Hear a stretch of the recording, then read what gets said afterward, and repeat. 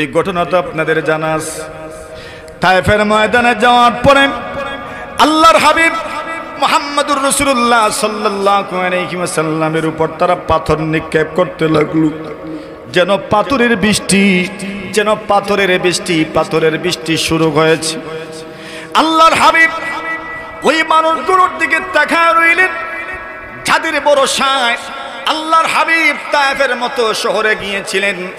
আল্লাহর রাসূল সাল্লাল্লাহু আলাইহি ওয়াসাল্লাম তাদের দিকে চেয়ে রইলেন। এরা বরং কিছুই বলে নাই, বরং তারা আরো ছোট্টদেরকে লেলিয়ে দিয়েছে। পাথরের আঘাতে আঘাতে পয়গম্বরের শরীর থেকে রক্ত বের হতে লাগলো। এমনকি পয়গম্বরের জুতা মোবারক আর পা যেন চট লেগে গেল, এমন ভাবে রক্তের কারণে আল্লাহর পয়গম্বর শরীর রক্তাক্ত নিয়ে এক জায়গায় বসে পড়লেন। আল্লাহ পরওয়ারদিগারে আলম জিবরিল আমিন আলাইহিস সালাতু ওয়াস সালামকে পাঠায় দিলেন, যাও জিবরিল আমিন, আমার হাবিব রক্তাক্ত হয়ে গেছেন, আমার হাবিবের কাছে যাও, সান্ত্বনা শোনায় দিও, আর হাবিবকে একটু জানায় দিও উনার মনের কামনা বাসনাটা আমি তো জানি, তুমি একটু শুনে আসো কি চান উনি যদি চান এদের অপরাধের শাস্তি দেয়া হবে।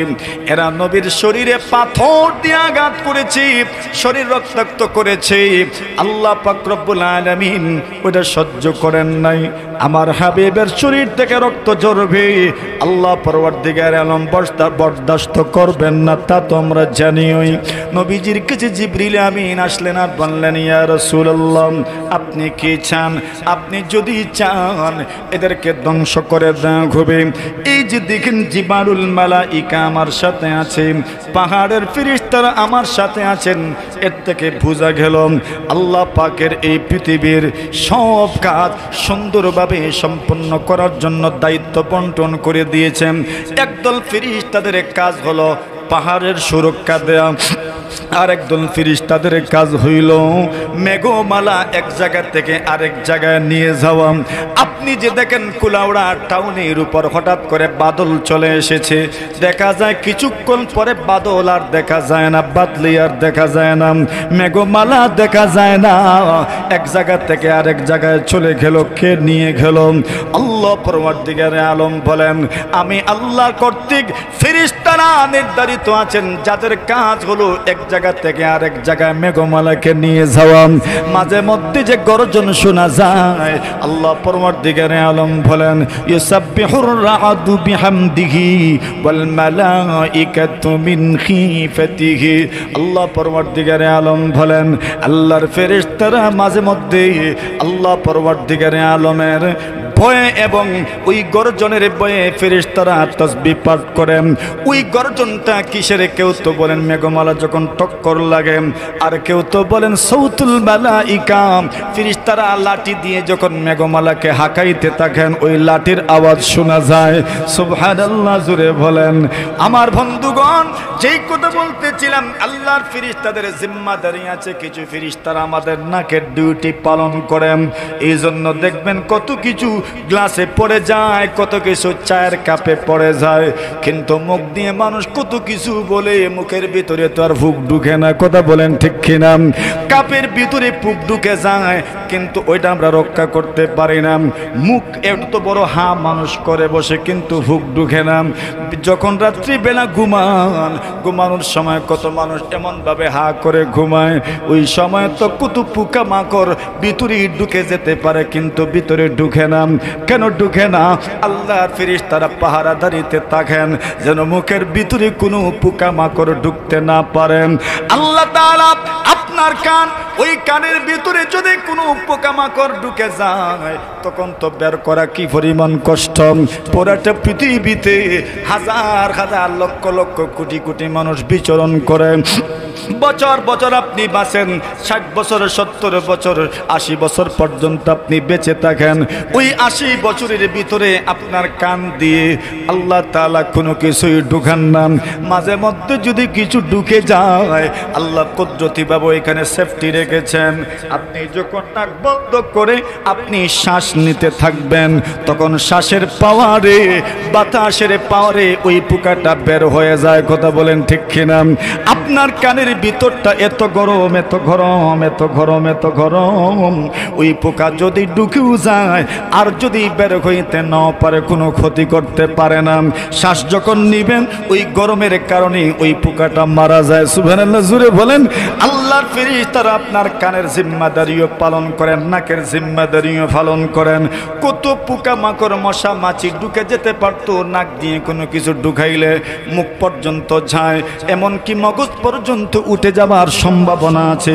এটার একটা এই জন্য নাক কান গলার ডাক্তার এক জাত, মানে এটার একটা গভীর সম্পর্ক আছে আমার বন্ধুগণ। কিন্তু ওইগুলো আপনার ভিতরে ঢুকে না। জিম্মাদারি কে পালন করেন? আল্লাহর ফেরেশতারা পালন করেন। একদল ফেরেশতারা হলো আপনার শরীরের সেফটির জন্য ফেরেশতারা কাজ করে যান, আর একদল ফেরেশতাদের কাজ হইল বাসা বাড়িতে ছোট্ট ছোট্ট ছেলে মেয়েরা গুলো যখন খেলাধুলা করে মাঝে মধ্যে পড়ে যাওয়ার সম্ভাবনা থাকে, পড়ে যাবে কিন্তু পড়ে না। কে বাঁচায়? বলেন বলেন, কে বাঁচায়? কত বড় বড় দুর্ঘটনা ঘটে, কিন্তু তেমন বেশি কষ্টই পায় না, তেমন বেশি আঘাতও পায় না। কে বাঁচায়? নতুবা এরা মাঝে মধ্যে মিশ্রিফে ধরে এমন ভাবে টানে পুরা মিশ্রিফ তার উপরে। কথা বলেন ঠিক কিনা? কিন্তু যখন মিশ্রিফটা উঠায় নেন দেখা যায় মুচকি হাসি দে। এটা কথা কোন ঠিক না বেটি? ওটা কে করে তাকে কে বাঁচাইলো? আল্লাহর ফেরেশতারা বাঁচায় নেন। মাঝে মধ্যে দেখবেন ওই সন্তানটা পড়ে যাচ্ছে, কেউ আসার কথা নাই, হঠাৎ করে চলে আসে। আমরার মানুষও বুঝে মানুষও বলে অমুক বুয়াই ফেরেশতাল্লাহ খান আইসলা মথুন না কই না মানুষ এইভাবেও বলে, মানে মানুষও বলে উনি যে এসেছেন ওনার আশাটাও ছিল যেন ফেরেশতাদের মতো। জিবরিল বলেন, এই যে দেখেন জিবালুল মালাইকা, আল্লাহর ফেরেশতারা যারা পাহাড়ের জিম্মাদারি গ্রহণ করেছেন এরা আমার সাথে আছেন। আপনি যদি আদেশ করেন এই মুহূর্তেই এরা দুইটা পাহাড়ের মধ্যখানে এদেরকে নিয়ে দুইটা পাহাড়কে মিলায়া দিবেন। এই ক্ষমতা আল্লাহর আছে না নাই? জুড়ে বলেন, আল্লাহর তো আছে। এই দুনিয়াতে যে পাহাড় আছে ওই পাহাড়গুলো কিন্তু সব জায়গায় আল্লাহ পাহাড় দেন নাই, কিছু জায়গা খালি আছে। মনে মনে তো আপনার প্রশ্ন জাগতে পারে, সব পাহাড় একদিকেই বা কেন? কুলাউড়ার পূর্ব দিকেই পাহাড়গুলো কেন? এটা আপনার মনে মনে প্রশ্ন জাগতে পারে। এমন যেই জায়গায় পাহাড় হয় এক জায়গায় অনেকগুলো পাহাড় আল্লাহ কেন দিলেন ওইটা তো আপনি জানেন না, আল্লাহ তো জানেন। এই জমিনটা যে ছিল, জমিনটা তো পানির উপরে ছিল। পুরাটা জমিন যখন পানির উপরে যখন কোনো কিছু থাকে ওইটা স্থিতিশীল থাকে না, ওইটা নড়াচড়া করতে থাকে। ওই স্থিতিশীল নড়াচড়া করে স্থিতিশীলতা আনার জন্য প্যারাক মারতে হয়।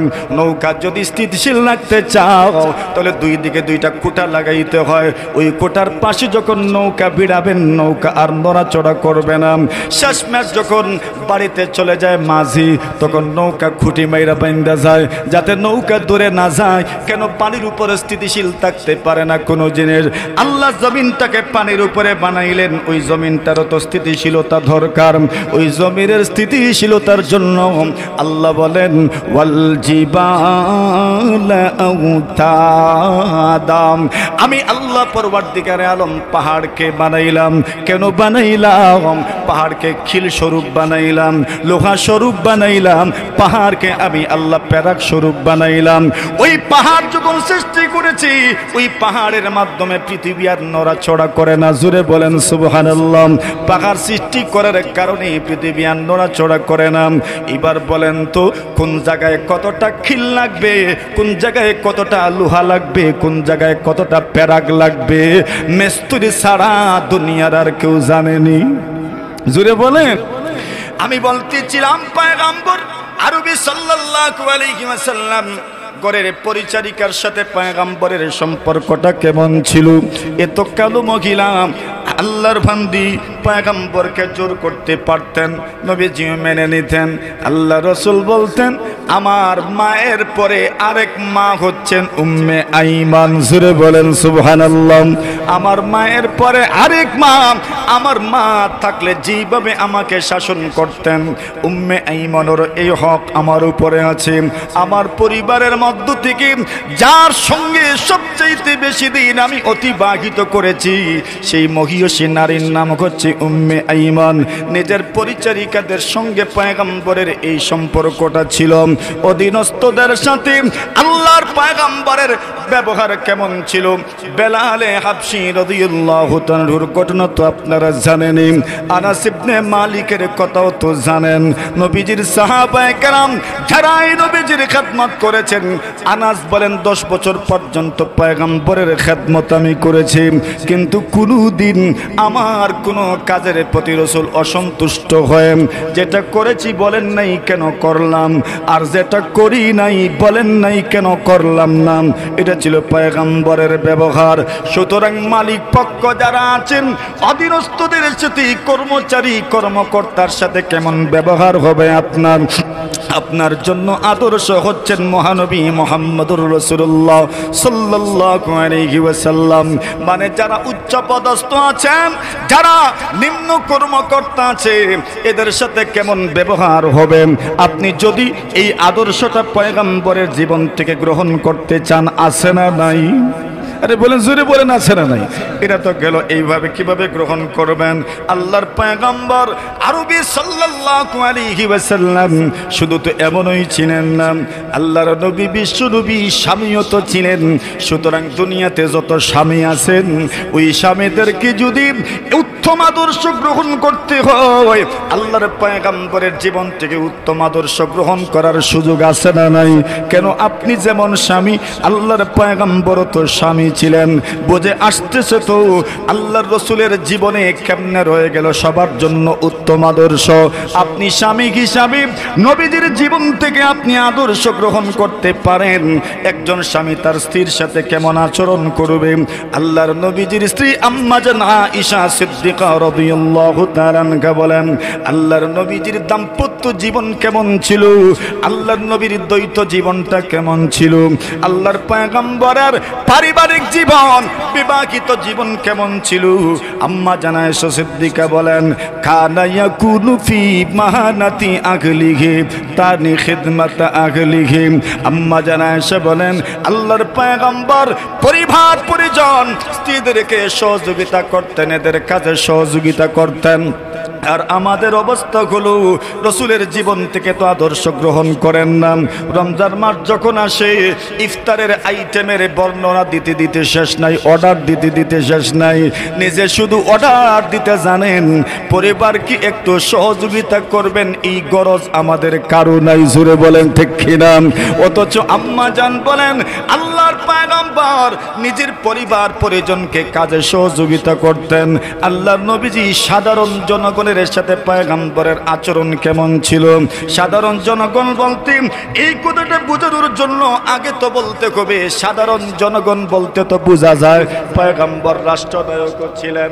সুতরাং দুনিয়ার রাষ্ট্রনায়করা যদি আল্লাহর পয়গম্বরের জীবন থেকে আদর্শ গ্রহণ করতে চায়, প্রধানমন্ত্রীর আদর্শ আসেনি নবীজির জীবনে। আপনি আল্লাহ তো বললেন, লাকাদ কানা লাকুম ফি রাসূলিল্লাহি উসওয়াতুন হাসানাহ। নবীর জীবনে সবার জন্য উত্তম আদর্শ রয়েছে। আমরা তো জানি এই পৃথিবীতে যারা যে রাষ্ট্রে বসবাস করে, আপনার রাষ্ট্রে একজন রাষ্ট্রপতি আছেন যিনি ফার্স্ট নাগরিক, প্রথম ব্যক্তি, প্রথম অভিভাবক। আরেকজন হচ্ছেন প্রধানমন্ত্রী। আরো মন্ত্রী পরিষদ যত বড় হবে, মন্ত্রীদের আরো বিভাগ বাড়তে থাকবে। আরো যত কর্মচারী কর্মচারীরা দুনিয়াতে আছে, পয়গম্বর আলাইহিস সালাতু ওয়াস সালামের জীবদ্দশায় রাষ্ট্রপতির আদর্শ আছে কিনা, নবীর জীবদ্দশায় একজন প্রধানমন্ত্রীর আদর্শ আছে কিনা। আপনাদের কুলাউড়া শহরেও মেয়র ছিলেন। আগামী দিনেও যখন নির্বাচন হবে তখন মেয়ররা আসবেন। আল্লাহর নবীজি সাল্লাল্লাহু আলাইহি ওয়াসাল্লামের জীবন আদর্শ থেকে একজন মেয়রের আদর্শ গ্রহণ করা যাবে কিনা, এই দুনিয়াতে কত মানুষের নাম তো এমনও পাওয়া যায় যারা বিভিন্ন শহরের প্রতিষ্ঠাতা, বিভিন্ন শহর যারা প্রতিষ্ঠা করেছেন। আল্লাহর নবীর জীবন থেকে শহর প্রতিষ্ঠাতার আদর্শ পাওয়া যাবে কিনা? আল্লাহর পয়গম্বর আলাইহিস সালাতু ওয়াস সালাম মদিনাতুল মুনাওয়ারা যখন প্রবেশ করলেন, ওই শহরটা ছিল তখন ইয়াসরিব নামে। নবীজি সাল্লাল্লাহু আলাইহি ওয়াসাল্লাম শহরটার নাম পরিবর্তন করলেন। নবীজি নাম দিলেন মদিনাতুর রাসূল, রাসূলের শহর, রাসূলের শহর। শহরটা এমনভাবে প্রতিষ্ঠা করলেন, এমনভাবে গড়ে তুললেন, মদিনা রাষ্ট্রের, মদিনা শহরের প্রথম মেয়র আল্লাহর পয়গম্বর মুহাম্মদুর রাসূলুল্লাহ সাল্লাল্লাহু আলাইহি ওয়াসাল্লাম। মদিনা রাষ্ট্রের প্রথম রাষ্ট্রপতি মুহাম্মদুর রাসূলুল্লাহ সাল্লাল্লাহু আলাইহি ওয়াসাল্লাম। মদিনা রাষ্ট্রের প্রথম প্রধানমন্ত্রী মুহাম্মদুর রাসূলুল্লাহ সাল্লাল্লাহু আলাইহি ওয়াসাল্লাম। মদিনা রাষ্ট্রের প্রথম প্রতিষ্ঠাতা পয়গম্বর আলাইহিস সালাতু ওয়াস সালাম। মদিনা রাষ্ট্রের, এই রাষ্ট্রের মধ্যে বহু জাতি মিলে থাকার জন্য বহু জাতি গণতন্ত্র বলেন আর খেলাফত বলেন, ওই খেলাফত ব্যবস্থা আর গণতন্ত্র যাই বলবেন ওইটার প্রতিষ্ঠাতা মুহাম্মদুর রাসূল সাল্লাল্লাহু আলাইহি ওয়াসাল্লাম। শুধু তো মুসলমানরা ছিলেন না, ইহুদিরাও ছিল, পত্তলিকরাও ছিল, অন্য ধর্মের মানুষও ছিল। সকলকে নিয়ে শান্তিপূর্ণ সহাবস্থানের জন্য আইন প্রণয়ন করে শান্তির সমাজ বিনির্মাণের মূর্ত প্রতীক আপনি যদি কাউকে বলতে চান তাহলে সেই মহামানবের নাম মুহাম্মদুর রাসূলুল্লাহ সাল্লাল্লাহু আলাইহি ওয়াসাল্লাম। ঠিক কিনা? কথা বলেন। তাহলে আপনি যদি রাসূলকে একজন রাষ্ট্রপতি হিসেবে বিবেচনা করেন তাহলে নবীজির জীবনে রাষ্ট্রপতির জন্য সুমহান আদর্শ বিদ্যমান। কথা বলেন ঠিক না ঠিক? আল্লাহর রাসূল সাল্লাল্লাহু আলাইহি ওয়াসাল্লামকে আপনি কোন দিক থেকে বিবেচনা করবেন? দেখেন, আপনি বলুন কোন দিক থেকে বিবেচনা করবেন।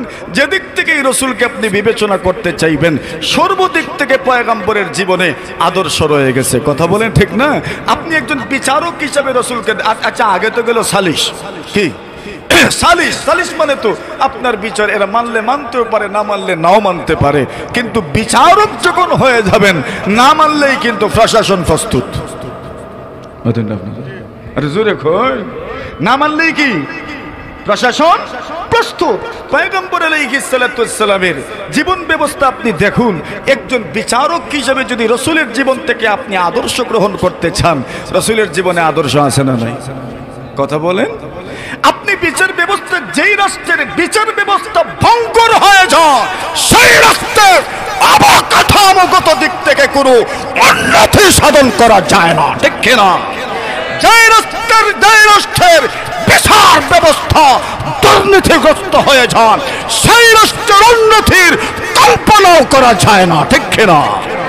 যেই রাষ্ট্রের বিচার ব্যবস্থা যাদের উপর ডিফেন্স করে এরা যখন দুর্নীতিগ্রস্ত হয়ে যায় এই রাষ্ট্রের উন্নতির কল্পনা করা যায় না।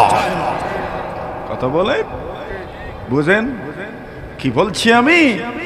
যেই রাষ্ট্রের বিচার ব্যবস্থা যাদের তথ্য ইনফরমেশনের উপর ভিত্তি করে যদি এখানেই দুর্নীতি ঢুকে যায় সঠিক বিচার হয় না। আরে কথা বুঝেন নাই? জজ আইসা কি ইনভেস্টিগেশন করে? সে কি দেখে অবস্থা? এখানে যদি দুর্নীতির আঁকড়া হয়ে যায়, এখানে যদি হাঁকে না করা যায় বিচার ব্যবস্থা আপনি কখনোই সংশোধন করতে পারবেন না। কথা বুঝেছেন? আল্লাহর পয়গম্বর সবটা ডিল করেছে। আপনি কি হিসাবে চেনেন? ইমাম হিসাবে চেনেন রাসূলকে। আপনি রাসূলকে একজন ইমাম হিসাবে চেনেন। আল্লাহর রাসূল বাজার নিয়ন্ত্রণ করেছেন। আল্লাহর পয়গম্বর আলাইহিস সালাতু ওয়াস সালাম ক্রেতার অধিকার নিশ্চিত করেছেন, রাসূল বিক্রেতার অধিকার নিশ্চিত করেছেন। আল্লাহর পয়গম্বর আলাইহিস সালাতু ওয়াস সালাম তার জীবন ব্যবস্থা, তার রাষ্ট্র ব্যবস্থা, তার জীবনের প্রত্যেকটা নীতি, প্রত্যেকটা মৌলিক ব্যাপারগুলো আপনি রিসার্চ করুন, গবেষণা করুন, আপনি দেখবেন আল্লাহর পয়গম্বর যত দিক আছে সফলতার, উৎকর্ষতার, আল্লাহর পয়গম্বর সব মানদণ্ডে উত্তীর্ণ ছিলেন, ঠিক কিনা? এটাই রাসূলের জীবনে রয়েছে সবার জন্য উত্তম আদর্শ। কথা বলেন, বিচারক হিসেবে নবীর জীবনে আদর্শ কেমন? কষ্ট হইতেছে? হ্যাঁ, কষ্ট লাগছে আপনাদের? বয়ান চলবো কিছুক্ষণ না শেষ করে দিতে? চলবো। শোনেন, একটু তিতা কথা হইব আর কি, মিঠাও আছে। এই সমাজটা তো আমরা এখন গড়তে চাই, সমাজটা তো আমরা গড়তে চাই নাকি? আর কথা বলেন না। আপনি জরিপ চালান জনগণের মধ্যে, জিজ্ঞাসা করুন এরা তাদের রাষ্ট্রকে কোন হিসাবে এখন দেখছে। বাংলাদেশের কথা বলছি, বাংলাদেশের রাষ্ট্র ব্যবস্থাকে কোন হিসাবে দেখছেন? জরিপ চালান আপনি দেখবেন বেশিরভাগের জবাব আসবে বসবাসের অনুপযোগী। কি বসবাসের অনুপযোগী? বসবাসের অনুপযোগী হয়ে গেছে একটা রাষ্ট্র। এই রাষ্ট্রের জনগণের ভিতরে আমিও তো আমাকে তো অবশ্যই কথা বলতে হবে আপনারা, নাকি বলবো না? কেমনে বলবেন, কেমনে করবেন? বাংলাদেশের মানুষ বড় চালাক, ভুল করে দোষ চাপায় আরেকজনের উপর। সে জানে সে ভুল করবে, এখন আগেই রাস্তা বের করে দোষ চাপাইত কার উপরে? এখন ভোট দিব, মোল্লার আরে ভোট দিত না, এখন দোষ চাপানোর জন্য আগেই ভোট বাইর করছে হুজুর রে কই নাকি তেল লেগে।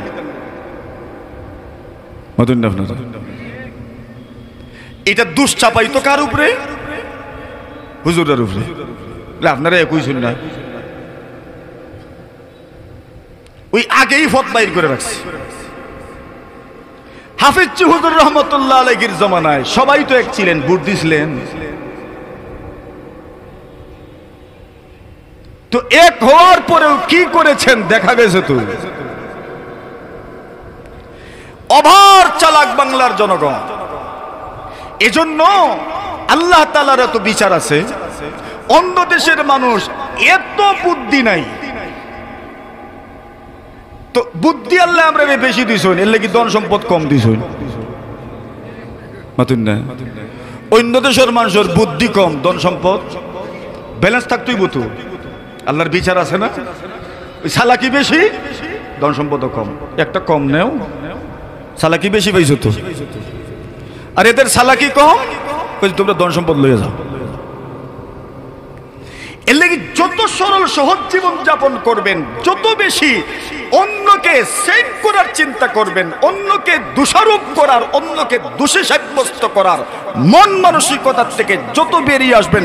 এই ওয়াজ আমি আপনাদেরকে করছি না, এই ওয়াজ আমি আমার স্বজাতিকে করছি, আমি আমাকে করছি, আমি আমার লেবাসদারীদেরকে করছি। যত বেশি অন্যকে দোষারোপ করার চিন্তা থেকে বেরিয়ে আসতে পারবেন, তত বেশি উত্তম জীবন যাপন করতে পারবেন। কিন্তু আমরা নিজে দোষ করব, বাস নিজে কিভাবে নিরপরাধ সাজতে পারি ওইটা অন্যের গায়ে ছাপানোর জন্য আগের থেকেই ফত খুঁজি। আপনারা যাক, ওই দিকে আর গেলাম না আমি। এখন আসেন বিচার ব্যবস্থায় রাসূলের অবস্থানটা কেমন ছিল, একটা ঘটনা শুনি আপনাদেরকে। নবী আলাইহিস সালাতু ওয়াস সালাম চুরি করলে, অপরাধ করলে হাত কেটে দেওয়া হয়। আল্লাহর কোরআনের আইন, যদি কেউ চুরি করে, আস-সারিকু ওয়াস-সারিকাতু, চুরি করে পুরুষ যদি হয়, নারী যদি হয়, ফাকতাউ আইদিয়াকুমা, আল্লাহ বলছেন হাত কেটে দাও। কি করো? হাত কেটে দাও। এই পৃথিবীর মানুষ বর্তমান দুনিয়াতে সবাই নিজের দেশের অপরাধ, নিজের দেশের দুর্নীতি নিয়ে কথা বলেন, কিন্তু দুর্নীতি দমন করতে হলে কি করতে হবে তা নিয়ে কোনো চিন্তাই নেই। আল্লাহর হাবিব সাল্লাল্লাহু আলাইহি ওয়াসাল্লামের যুগে কুরাইশ গোত্রের একটা শাখা গোত্র বনু মাখজুম গোত্র, সেই বনু মাখজুম গোত্রের একজন সম্ভ্রান্ত মহিলা চুরি করে বসলেন। মানুষ যখন বদভ্যাস হয়ে যায়, কত মানুষ এই সমাজে বালগরের মানুষ চোর হয়ে যায়, বালগরের মানুষ চোর হয়ে যায়। তখন সকল গোত্রের খানদানের সব মানুষ মিলে চিন্তা করতে থাকি, এটা তো পরিবারের মান ডুবাবে, খানদানের গোষ্ঠীর ইজ্জত ডুবাবে, চোর হয়ে যাবে। যদি কোনো জায়গায় ধরা পড়ে যায় তবে তো সবার নাক কাটা যাবে। ওই মহিলা চুরি করে বসলেন। কুরাইশ গোত্রের মহিলা, বনু মাখজুম গোত্রের মহিলা চুরি করেছেন। আল্লাহর হাবিব বিশ্বনবী মুহাম্মদুর রাসূলুল্লাহ সাল্লাল্লাহু আলাইহি ওয়াসাল্লামের আদালতে যখন চুরির অপরাধ প্রমাণিত হয়ে যাবে, হাত তো কেটেই ফেলবেন, কিন্তু ওই মহিলার হাত যদি কেটে দেওয়া হয়, চোর তো আচ্ছা একটা অপরাধী, কিন্তু চুরুনি যদি হয় অপরাধটার মাত্রা আরো বাড়ে না কমে? বুঝলেন না? চুর কইলে যতটুকু ইজ্জতে ধরে, চুরুনি কইলে বুঝলেন না আপনারা? আচ্ছা চোর তো মনে করেন ছেলে আছে, চুরুনি হইলে তো বড় বিপদ, বিয়ে তো দেওয়া বড় মুশকিল হয়ে যাবে। আর চুরুনি প্রমাণ করার জন্য আলাদা তথ্য ইনফরমেশনের কোনো প্রয়োজন নাই। হাত কাটা দেখলেই তো বোঝা যাবে চুরি করেছে, এই জন্যই তো হাত কর্তন করা হয়েছে। আর তো কোনো দলিল লাগবে না, প্রমাণ লাগবে না সে যে চুরি করেছে। এবার বনু মাখজুমের মানুষগুলো চিন্তায় পড়ে গেলেন। শুধু ওনারা নয়, নবীর সাহাবায়ে কেরামদের মধ্যে অনেকেই চিন্তায় পড়ে গেলেন।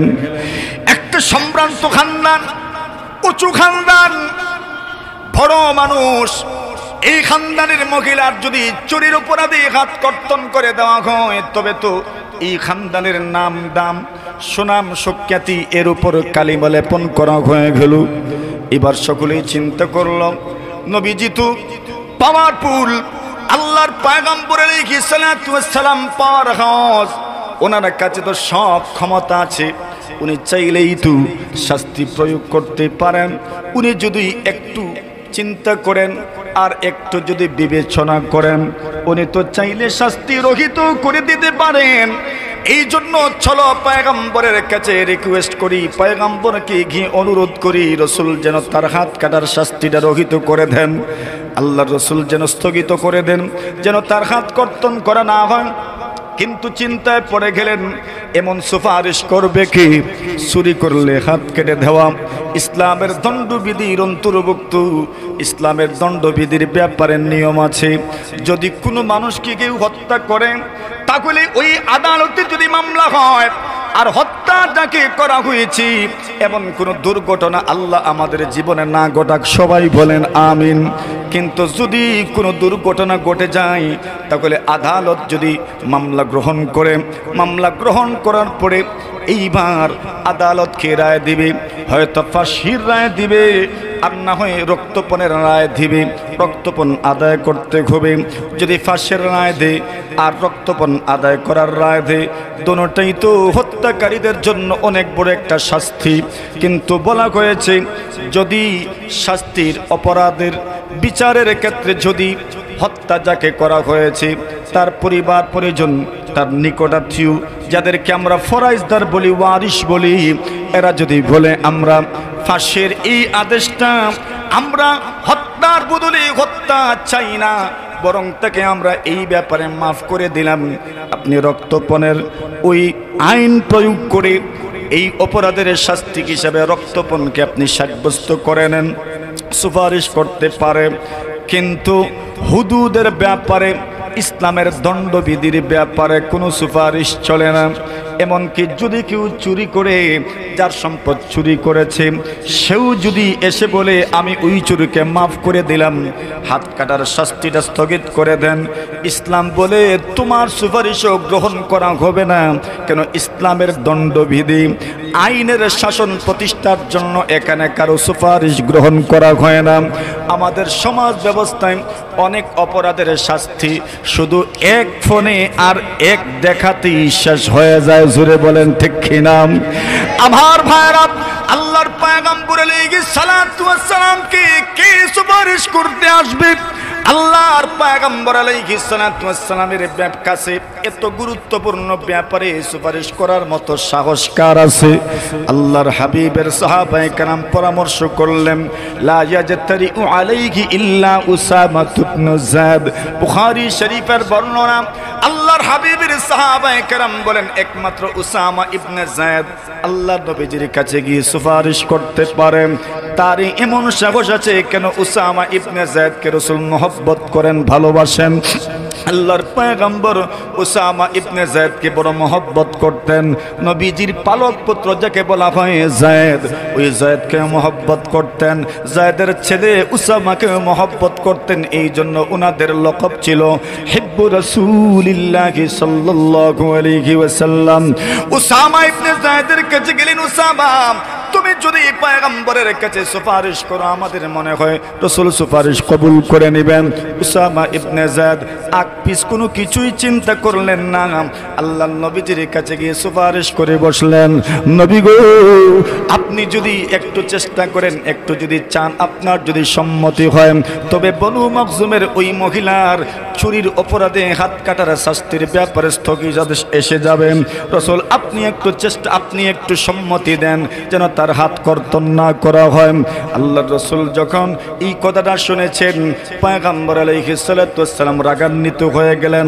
ফাগাদিবা রাসূলুল্লাহ সাল্লাল্লাহু আলাইহি ওয়াসাল্লাম, আল্লাহর হাবিব রাগান্বিত হয়ে গেলেন। আল্লাহর হাবিব যখন রাগান্বিত হয়ে যেতেন, পয়গম্বর তো এমনিতেই সুন্দর ছিলেন, সুন্দর মানুষ যখন রাগান্বিত হন তখন চেহারাটা কেমন হয়ে যায় বলেন, কেমন হয়? লাল হয়ে যায়। হাত্তা গাদিবা রাসূলুল্লাহ সাল্লাল্লাহু আলাইহি ওয়াসাল্লাম, নবী রাগান্বিত হয়ে গেলেন। হাত্তা হামাররা ওয়াজহুহু হাত্তা হামাররাত ওয়াজনাতুহু, নবীজির গন্তদেশ লাল হয়ে গেল, নবীজির পুরোটা চেহারা লাল হয়ে গেছে। মানুষ যখন খুশি হয়, মানুষ যখন রাগান্বিত হয়, তখন মানুষের চেহারার দিকে তাকালেই বোঝা যায় উনি রাগান্বিত নাকি আনন্দিত। নবীজি যখন আনন্দিত হতেন, কানা রাসূলুল্লাহ সাল্লাল্লাহু আলাইহি ওয়াসাল্লাম ইদা সুররা ইস্তানারা ওয়াজহুহু কাআন্নাহু কিতাতু কামার। আল্লাহর নবীর সাহাবায়ে কেরাম বলেন, কাব ইবনে মালিক রাদিয়াল্লাহু তাআলা আনহু বলেন, আল্লাহর পয়গম্বর যখন আনন্দিত হতেন, পয়গম্বর যখন খুশি হতেন, তখন নবীর চেহারার অবস্থাটা কেমন হতো? কানা রাসূলুল্লাহ সাল্লাল্লাহু আলাইহি ওয়াসাল্লাম ইদা সুররা, নবীজি যখন আনন্দিত হতেন, ইস্তানারা ওয়াজহুহু, আল্লাহর পয়গম্বরের চেহারা আলোকিত হয়ে যেত। কেমন আলোকিত হতাম? কাআন্নাহু কিতাতু কামার, চেহারার দিকে তাকালেই মনে হতো আল্লাহর পয়গম্বরের চেহারাটা যেন পূর্ণিমা রজনীর চাঁদের মতো। জোরে বলেন, জোরে বলেন, চিৎকার দিয়ে বলেন সুবহানাল্লাহ। এত সুন্দর চেহারা। এখন আসেন, যেই কথাটা বলছিলাম, আল্লাহর হাবিবের সাহাবী রাসূল করিম সাল্লাল্লাহু আলাইহি ওয়াসাল্লামের কাছে যখন সুপারিশ করলেন, নবীজি রাগান্বিত হয়ে গেলেন, কিন্তু উসামাকে কিছুই বললেন না। উসামার বয়স কম, এত কম বয়সী একটা ছেলে এত স্পর্শকাতর ব্যাপারে আমার কাছে সুপারিশ করার জন্য কেন আসলো? তার সাহসী বা কেমনে গুলো আল্লাহর পয়গম্বর বুঝে নিতে পারলেন। দূরদর্শী চিন্তাধারার অধিকারী ছিলেন, রাসূল বুঝে নিতে পারলেন শুধু উসামা এর সাথে জড়িত নয়, এর সাথে একটা গ্যাং আছে, এর সাথে একটা বাহিনী আছে, একটা দল আছে যারা পরামর্শ করি উসামাকে দিয়ে আমার কাছে সুপারিশ করিয়েছে। যদি রাসূল রাগ করেন তবে উসামার উপর রাগ করলেন। আর তো বয়স কম, রাসূল যখন রাগান্বিত হয়ে যাবেন তখন আমরা বলতে পারবো, ইয়া রাসূলুল্লাহ, ছোট মানুষ বুঝে নাই, আপনি মাফ কইরা দেন। জোরে বলেন ঠিক কিনা? মানে একটু চেক করলেন, দেখি না কি হয়, এটাই তো একটা কৌশল। পয়গম্বর আলাইহিস সালাতু ওয়াস সালাম রাগান্বিত হয়ে গেলেন, নবীজি বুঝে নিয়েছেন এরা শুধু একজন নয়, এর সাথে জড়িত একটা বাহিনী জড়িত আছে। সুতরাং শুধু উসামাকে বকাবকি করলে হবে না, উসামাকে ধমক দিলেই হবে না, বরং সবার সামনে বক্তব্য দিতে হবে। রাসূল মসজিদে গেলেন, ফাকামা খাতিবা, আল্লাহর পয়গম্বর আলাইহিস সালাতু ওয়াস সালাম বক্তব্য দেওয়ার জন্য দাঁড়ালেন।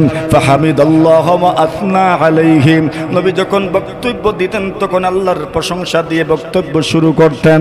ওয়া আসনা আলাইহি, আল্লাহর হাবিব আল্লাহর স্তুতি বর্ণনা করতেন, প্রশংসা করতেন, আল্লাহর গুণকীর্তন করতেন। এরপরে পয়গম্বর আলাইহি সাল্লাল্লাহু আলাইহি ওয়াসাল্লাম বলেন, উসামা ইবনে যায়েদ আতাশফাউ ফি হাদ্দিম মিন হুদুদিল্লাহ, আল্লাহর দণ্ডবিধির ব্যাপারে তুমি আমার কাছে সুপারিশ করেছ। রাসূল সকলকে সম্বোধন করে বললেন, ইন্নাহু আহলাকা মান কানা ক্বাবলাকুম, এর উম্মত আমার শোনো, তোমাদের পূর্বসূরীরা কেন ধ্বংস হয়েছে? তোমাদের পূর্বসূরীদের ধ্বংসের কারণ হলো তোমরা যদি সচেতন হও তবে সেখান থেকে শিক্ষা গ্রহণ করো। আর যারা দুনিয়া থেকে চলে যায় এরা শুধু দুনিয়া থেকেই চলে যায় না, এরা তাদের অমর কীর্তি দুনিয়াতে রেখে যায়। নেগেটিভও আছে, পজিটিভও আছে। আপনার জন্য উচিত হলো তাদের জীবন আদর্শ পড়া, ইতিহাস পড়া, শিক্ষা গ্রহণ করা। পজিটিভটাকে গ্রহণ করুন, নেগেটিভ থেকে নিজেকে বাঁচায় রাখেন। আল্লাহু আকবার। পয়গম্বর বলেন, তোমাদের পূর্বসূরি মানুষগুলো কেন ধ্বংস হয়েছে? এর কারণ হলো স্বজনপ্রীতি। কি বলেন বলেন কি? পূর্বসূরীরা স্বজনপ্রীতির কারণে ধ্বংস হয়ে গেছে। বুকে হাত দিয়ে বলুন তো দেখি, আমাদের সমাজে স্বজনপ্রীতি নাই? বলেন, পারবেন বলতে? সর্বক্ষেত্রে স্বজনপ্রীতির ঊর্ধ্বে উঠে বিচার ব্যবস্থা থেকে, সমাজের সালিশ বিচার থেকে শুরু করে উপর পর্যন্ত যত বিচার ব্যবস্থা আছে, ওই বিচার ব্যবস্থা আপনি যদি স্বজনপ্রীতির আড্ডাখানা যদি হয়ে যায়, যদি নিজের কারো উপর দোষ চেপে যায়, তবে তা যদি আপনি সহ্য করতে পারেন না, আন্তর্জাতিক অপরাধ ট্রাইব্যুনাল, ওই আন্তর্জাতিক অপরাধ ট্রাইব্যুনাল শুনেছি ট্রাম্প হুঁশিয়ারি দিয়েছেন, আমি আন্তর্জাতিক অপরাধ ট্রাইব্যুনালের বিরুদ্ধে আমি অভিযোগ আরোপ করব। কেন? আন্তর্জাতিক অপরাধ ট্রাইব্যুনাল ইসরায়েলের বিরুদ্ধে তারা এই পৃথিবীর মধ্যে মানবাধিকার লঙ্ঘনের অভিযোগ তারা তুলেছে। ইসরায়েল আমেরিকার শেল্টারে থাকে। ইসরায়েলকে আমেরিকা সবসময় সব ধরনের সহযোগিতা দেয়। সুতরাং নিজের সবচেয়ে কাছের এবং ঘনিষ্ঠ মিত্র রাষ্ট্রের বিরুদ্ধে যখন আন্তর্জাতিক অপরাধ ট্রাইব্যুনালের এই বক্তব্য চলে এসেছে, প্রয়োজনে ওইটার বিরুদ্ধে অভিযোগ তুলব। এর একমাত্র কারণ হলো স্বজনপ্রীতি, ঠিক কিনা? এই দুনিয়াতে আপনি ফার্স্ট ওয়ার্ল্ডগুলোর যে চরিত্র দেখেন, ওই চরিত্রটা শুধু নিজের গদি টিকানোর জন্য। যখন পৃথিবীর অন্য জায়গায় মানবাধিকার লঙ্ঘিত হয়, তখন তাদের বক্তব্যগুলো যখন আপনি শুনবেন, দেখবেন তাদের আসল চরিত্র কিন্তু তখনই ফুটে উঠে, ঠিক কিনা? ফিলিস্তিনে বছর বছর ধরে হাজার হাজার লক্ষ লক্ষ মা বোন, নিরপরাধ মানুষগুলো মারা যাচ্ছে, শিশুরা মারা যাচ্ছে, হাসপাতালে বোমাবাজি করে ধ্বংস করে দেওয়া হচ্ছে। মানবাধিকার দিনে দুপুরে প্রতিনিয়ত লঙ্ঘিত হয়েছে, কিন্তু কেউ বক্তব্য দেয় নাই, টু শব্দ পর্যন্ত করে নাই। এটাই কিন্তু পশ্চিমা বিশ্বের আসল চরিত্র, ঠিক কিনা? যা আপনি দেখেন তা হলো শুধু লোক দেখানো। আসল চরিত্র কিন্তু তখনই ফুটে উঠে যখন আপনি তা দেখেন। মেরে মহতরম হাজিরিন, ওই সময় বিশ্বের এত বড় বড় রাষ্ট্রগুলো স্বীকৃতি দিতে আসে নাই। যখন পুরা গাজা ধ্বংস হয়ে গেছে, এখন লন্ডনও স্বীকৃতি দিতে চায়, ফ্রান্সেও স্বীকৃতি দিতে চায়। মানুষে বলে মরার পরে ঘাস উঠিয়া কিতা ওই তো, আপনারা জুড়ে বলেন। এটা আমাদের সমাজের মুরব্বীরা যা বানায়া গেছেন ওইগুলোর যথার্থতা আছে, কথা বলেন ঠিক কিনা? ওইটা খুব সুন্দর সুন্দর কথা ওনারা বলে গেছেন।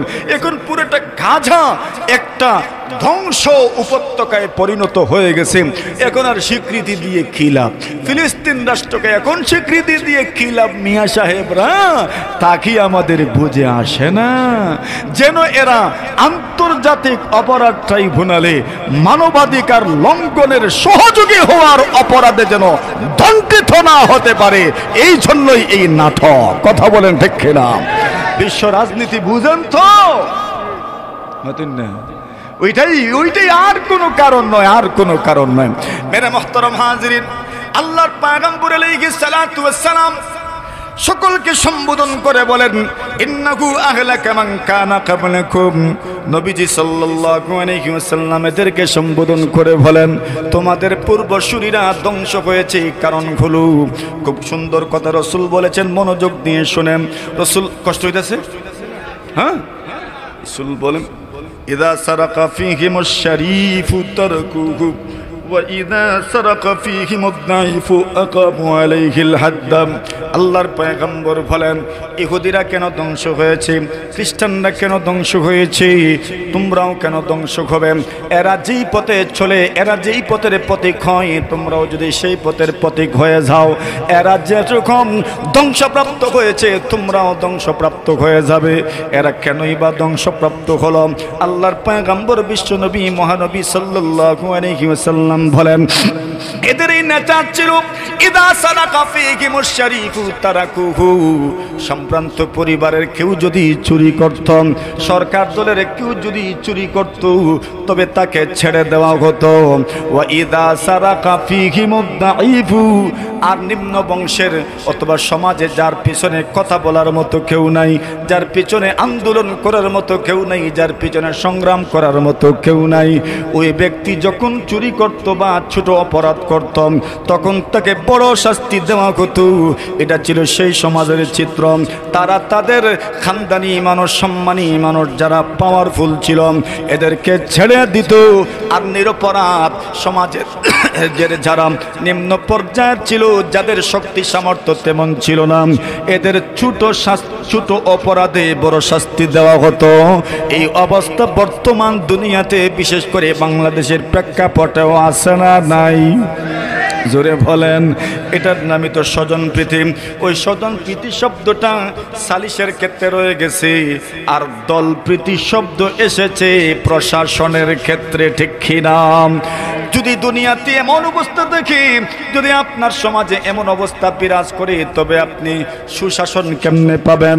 পয়গম্বর আলাইহিস সালাতু ওয়াস সালাম এইবার স্বজনপ্রীতির গোড়ায় কোড়াঘাত করলেন আর বললেন, শোনো, লাউ আন্না বিনতা মুহাম্মাদিন, আমি মুহাম্মদের মেয়ে কলিজার টুকরা যাকে রাসূল বলেছেন, আল্লাহর পয়গম্বর বলেন ফাতেমার ক্ষেত্রে সকলেই জানা আছে।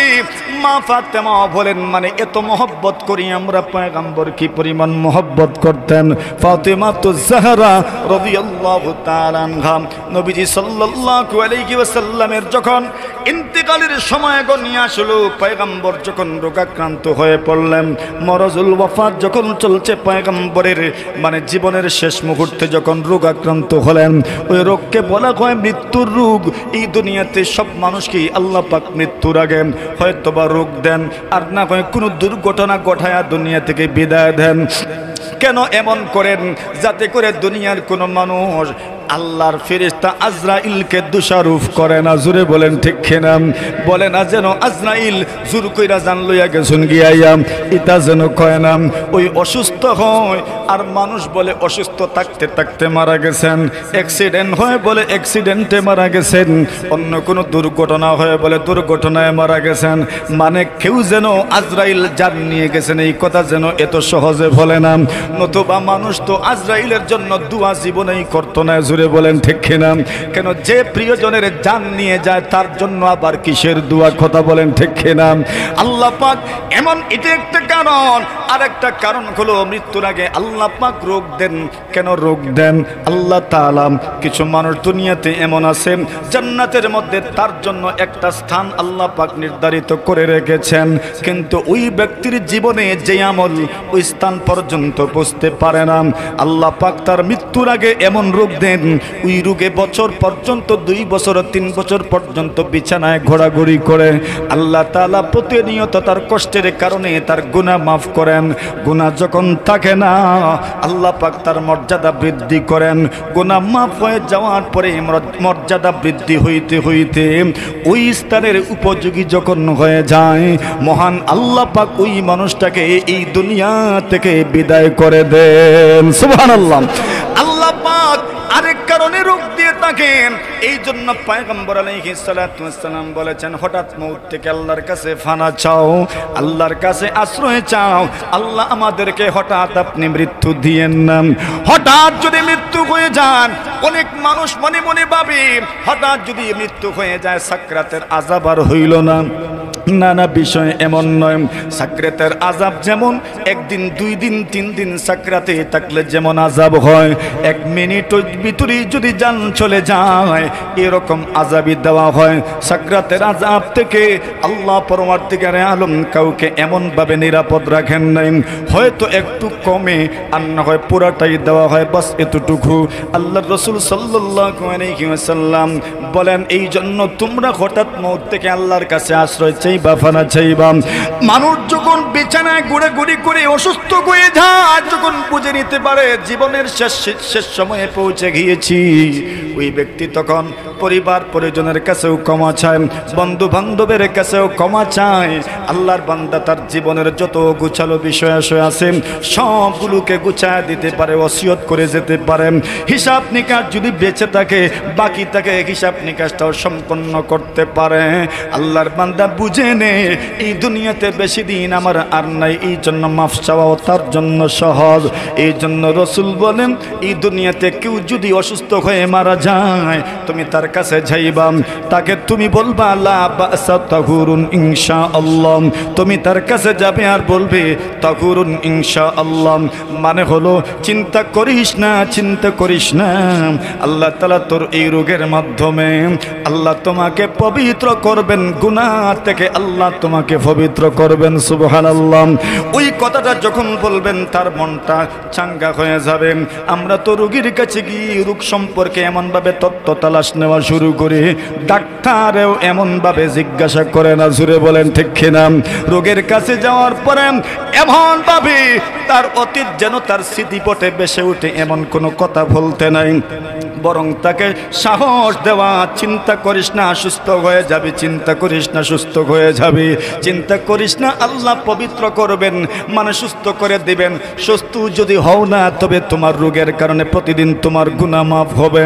আল্লাহু আকবার। ফাতেমাতুজ জাহরা বলেন, আমার হাবিব আমার আব্বা জান অসুস্থ, আমি আব্বা জানের কাছে গেলাম, আব্বা জান আমাকে কানে কানে নিলে, কাছে নিলেন, টেনে নিলেন, কানে কানে আমাকে সম্বোধন করে বললেন, ফাতেমা গো, তোমার আব্বা এই রোগে দুনিয়া থেকে বিদায় হয়ে যাবেন। দুনিয়াতে মেয়েরা বাবাকে বেশি মহব্বত করেন, মেয়েদের মুখে মুখে বাবার কথা, মেয়েদের দিলে দিলে বাবাদের কথা আছে। মেয়েরা বাবাদেরকে যেই পরিমাণ মহব্বত করে, এক ছেলে হিসাবে আমাদের পক্ষে এতটুকু সম্ভব হয়ে ওঠে না। মেয়েরা যতটুকু বাবাদের কেয়ার করে, দুনিয়ার ছেলেদের পক্ষে এতটুকু সম্ভব হয়ে ওঠে না। ওইদিকে ফাতেমাতুজ জাহরা মেয়ে হওয়ার সময় আল্লাহর পয়গম্বরের এত প্রিয় আরো মেয়েও ছিলেন, কিন্তু সব মেয়েদের থেকে রাসূলের জন্য ফাতেমাতুজ জাহরা সবার চেয়ে প্রিয় ছিলেন। রাসূল বলতেন, ফাতেমা আমার কলিজার টুকরা, ফাতেমা আমার কলিজার টুকরা, ফাতেমা আমার কলিজার টুকরা। আল্লাহর রাসূল বলেন, ফাতেমা গো, তোমার আব্বা এই রোগেই দুনিয়া থেকে বিদায় হয়ে যাবেন, মানে এই রোগেই যদি দুনিয়া থেকে বিদায় হয়ে যান, রোগটা তো চলমান, কোন দিন যেন চলে যাবেন। একে তো মেয়ে, দ্বিতীয়ত রাসূলের কলিজার টুকরা ফাতেমাতুজ জাহরা। ফাতেমা বলতে লাগলেন, হ্যাঁ রে আমার আব্বা জান, দুনিয়া থেকে নাকি উনি এই রোগেই বিদায় হয়ে যাবেন। কান্না শুরু করে দিলেন, কান্না শুরু করে দিলেন। ফাতেমাতুজ জাহরা বলেন, এরপরে আবার আল্লাহর পয়গম্বর আলাইহিস সালাতু ওয়াস সালাম আমাকে কাছে নিয়ে আবার কানাকানি করলেন। ফাতেমা এইবার মুস্কি হাসি দিলেন, এই তো কান্না, এই তো মুস্কি হাসি, এই তো কান্না, এই তো হাসি। হাসি আর কান্নার মিশ্রণ ছিল, মাত্র কয়েক সেকেন্ডের কানাকানি, হাসিও ছিল কান্নাও ছিল। আম্মা জান আয়েশা বিষয়টা ফলো করেন, আম্মা জান আয়েশার কাছে বিষয়টা বড় রহস্যজনক মনে হলো। আরে এই তো দেখলাম ফাতেমা কান্না করলো, আবার দেখি একটু পরে মুস্কি হাসি দিল, একটু আগেই কান্না করলো, এখনই আবার মুস্কি হাসি কেন দিল? আম্মা জান আয়েশা বলেন, আমার কাছে বিষয়টা যখন রহস্যজনক মনে হলো, আমি ফাতেমাতুজ জাহরাকে প্রশ্ন করলাম। রাসূলের যখন ইন্তেকাল হয়ে গেল, এরপরে আমি ফাতেমাতুজ জাহরাকে প্রশ্ন করলাম, ফাতেমা গো, তুমি প্রথমে কানাকানির সময় কান্না করলে, দ্বিতীয়বার তুমি হাসলে কেন? কান্নাই বা করেছিলা, কেনই বা তুমি মুস্কি হাসি দিয়েছিলা জানতে চাই। ফাতেমা তো বলতে চান না, আম্মা জান রহস্য উদ্ঘাটন না করে ক্ষান্ত হতে চান না। আম্মা জান বলেন বলতেই হবে তোমাকে। ফাতেমা বলেন আম্মা জান প্রথমবার যখন কান্নাকানি করেছেন তখন বলেছেন এই রোগেই আব্বাজান দুনিয়া থেকে বিদায় হয়ে যাবেন। আর দ্বিতীয়বার যখন কান্নাকানি করেছেন তখন আমাকে বলেছেন ফাতেমা গো আমি যখন মারা যাব, আমি মারা যাওয়ার পরে আমার আত্মীয় স্বজন, আমার গোষ্ঠী, আমার খানদান, আমার পরিবারের মধ্য থেকে সবার আগে যার সাথে আমার সাক্ষাৎ হবে সেই ভাগ্যবান মানুষটি হচ্ছে তুমি আমার ফাতেমাতুজ জাহরা। সুবহানাল্লাহ। মানে তোমার সাথে সর্বপ্রথম আমার সাক্ষাৎ হবে, এই জন্য আমি মুস্কি হাসি দিলাম। আচ্ছা কিছুদিনের বিহুনিত, কিছুদিনের জুদায়িত, কিছুদিনের বিহন, কিছুদিনের এই দুনিয়া থেকে চলে যাওয়ার পরে কিছুদিন আমি একা একা থাকবো, এরপরে তো মোলাকাত হয়ে যাচ্ছে।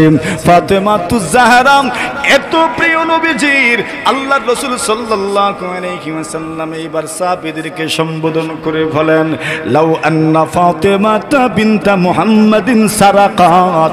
আল্লাহর রাসূল বলেন তোমরা তো বলেছো কুরাইশ গোত্রের শাখা গোত্র বনু মাখজুমের মহিলার চুরির অপরাধে হাত কাটার শাস্তি রহিত স্থগিত করে দেওয়ার জন্য। শোনো আমার বক্তব্য শুনে যাও। লাউ আন্না ফাতেমাতা বিনতা মুহাম্মাদিন সারাকাত, আমি মুহাম্মদের মেয়ে, যে নবী সারা পৃথিবীর মধ্যে সবার চেয়ে শ্রেষ্ঠ যাকে বলা হয়, আল্লাহর জমিনের উপর বিচরণকারী, আল্লাহর আসমানের নিচে জমিনের উপরে সর্বাপেক্ষা সর্বশ্রেষ্ঠ মহামানব মুহাম্মদুর রাসূলুল্লাহ সাল্লাল্লাহু আলাইহি ওয়াসাল্লাম, যেই নবী অন্যান্য নবীদের থেকে যে নবীর পার্থক্যটা হলো আগের যুগে যত নবী রাসূল ছিলেন এদেরকে প্রেরণ করা হতো নির্দিষ্ট গোত্রের দিকে, নির্দিষ্ট এলাকার দিকে। আদম নবীর থেকে ঈসা রূহুল্লাহ আলাইহিস সালাতু ওয়াস সালাম পর্যন্ত সমস্ত নবী রাসূল কোন গোত্রের নবী ছিলেন। ঈসা আলাইহিস সালাতু ওয়াস সালাম উনি ছিলেন বনি ইসরাঈলের নবী। মূসা কালিমুল্লাহ আলাইহিস সালাতু ওয়াস সালাম আল্লাহর নবীর পরে যেই নবীর আলোচনা সবার চাইতে বেশি হয়, আল্লাহ তাআলা কোরআনে মাজিদের মধ্যে যেই নবীর আলোচনা মুহাম্মদুর রাসূলুল্লাহর পরে সবচাইতে বেশি করেছেন মূসা কালিমুল্লাহ, সেই নবীও বনি ইসরাঈলের নবী ছিলেন। মানে বনি ইসরাঈল ইহুদি সম্প্রদায় হযরত ইয়াকুব আলাইহিস সালামের 12 ছেলের 12 গোত্র, ওই 12 গোত্রের নবী ছিলেন মূসা কালিমুল্লাহ আলাইহিস সালাতু ওয়াস সালাম। ইব্রাহিম আলাইহিস সালাতু ওয়াস সালামের পরে যারা নবী হয়েছেন ইসহাক আলাইহিস সালাতু ওয়াস সালাম, ইসহাক নবীর পরে ইয়াকুব নবী, ইয়াকুব নবীর পরে ঈসা আলাইহিস সালাতু ওয়াস সালাম পর্যন্ত যত নবী রাসূল এসেছেন সব নবী রাসূল ছিলেন গোত্রীয় নবী।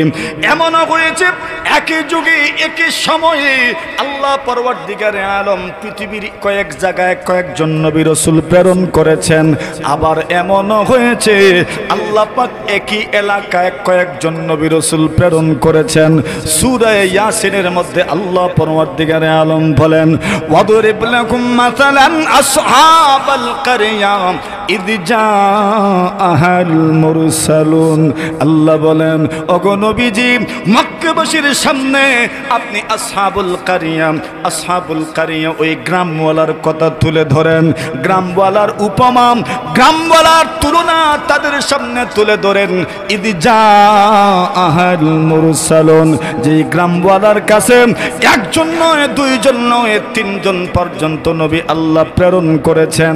মানে বোঝা গেল একই গ্রামে একই শহরে আসহাবুল কারিয়া কাকে বলা হয় ওইটা তাফসীরের আলোচনা, আজকে আর আমরা ওই দিকে যাচ্ছি না। আসহাবুল কারিয়া ওই গ্রামওয়ালা, কোরআনে মাজিদের মধ্যে গ্রাম বলেও শহর উদ্দেশ্য করা হয়, আবার শহর বলেও গ্রাম উদ্দেশ্য করা হয়। এখানে আল্লাহ পাক গ্রাম বলেছেন কিন্তু শহর উদ্দেশ্য, আবার কোন জায়গায় আল্লাহ পাক শহর বলেছেন কিন্তু গ্রাম উদ্দেশ্য হয়, ওটা তাফসীরের আলোচনা। আল্লাহ বলেন ওই গ্রামওয়ালা শহরওয়ালাদের কিচ্ছা আপনি তাদের মক্কাবাসীর সামনে তুলে ধরেন। ইদি জাআল মুরসালুন, যেই গ্রামে একজন নয়, দুইজন নয়, একাধিক নবী আল্লাহ প্রেরণ করেছেন। আল্লাহ বলেন একাধিক নবী রাসূল যখন এসেছেন, দুইজন প্রথমে এসেছিলেন, দুইজনকে তারা মিথ্যা প্রমাণিত করেছে, মিথ্যা সাব্যস্ত করেছে। আল্লাহ তৃতীয় আরেকজন প্রেরণ করলেন। ওই লোকগুলো যখন দাওয়াত দিলেন, কিন্তু কেউ দাওয়াত কবুল করে না। আল্লাহ বলেন নবীরা যখন দাওয়াত দেন, নবীদের দাওয়াত কোনোদিন বৃথা যায় না, নবীদের দাওয়াত কোনোদিন বৃথা যায় না। আল্লাহর কসম করে বলা যায়, আপনি হকের আওয়াজ তুলে দেখেন, কসম কসম আল্লাহর, ওই হকের আওয়াজে উপস্থিত যদিও সাড়া দেওয়ার মতো লোক না পান, একদিন, 2 দিন, বছর, 2 বছর, 10 বছর, 15 বছর, 16 বছর, 20 বছর, 30 বছর, 50 বছর চলে যাবে, কিন্তু আপনি যে আওয়াজ তুলেছিলেন, ওই আওয়াজে সাড়া দেওয়ার মতো মানুষ কমপক্ষে 100 বছর পরেও আল্লাহ মিলায়া দিবেন। ঠিক কিনা? কথা বলেন ঠিক কিনা? ওইটা মনে রাখেন, দাওয়াত কখনো বৃথা যায় না। কথা তো আরো বলবার মনে চায়, কষ্ট হইতেছে আপনাদের, বলি হাত তুলে দেখি কারা চায়। আরে যারা চান তারাই তো হাত তুলবো। আর একটা ছোট ঘটনা আপনাদেরকে শোনাই আমি, দাওয়াত যে কখনো বৃথা যায় না, ছোট্ট একটা ঘটনা। আমাদের মূল কথা মনে আছে তো? কোন কথা? না না না না না, মনে আছে তো? ওই কথা বোঝানোর জন্য আমরা অনেক দূরে যাচ্ছি। কেন যাচ্ছি? এর কারণ হইল সিরাতের বিভিন্ন দিকের কিছু আলোচনা যেন হয়ে যায়। কথা বুঝে আসছে? এজন্য সিরাতের আরেকটা গুরুত্বপূর্ণ বিষয় হচ্ছে দাওয়াত। দাওয়াত মানে অন্য মানুষকে নিজের মিশন ভীষণ যেটা আছে, সেই মিশন ভীষণ ওইটা মানার জন্য তাকে দাওয়াত দেওয়া। আর নবীদের মিশন আর ভীষণ ওইটা তো কার পক্ষ থেকে নির্ধারিত? বলেন কার পক্ষ থেকে? আল্লাহর পক্ষ থেকে নির্ধারিত। সুতরাং ওই মিশন ভীষণে যদি আপনিও অংশগ্রহণ করেন, ঠকবেন। বলেন জোরে বলেন, ঠকবেন, ঠকবেন, ঠকবেন, বৃথা হবে না, সফল হবে ইনশাআল্লাহ। কারণ ওইটা আল্লাহ কর্তৃক নির্ধারিত।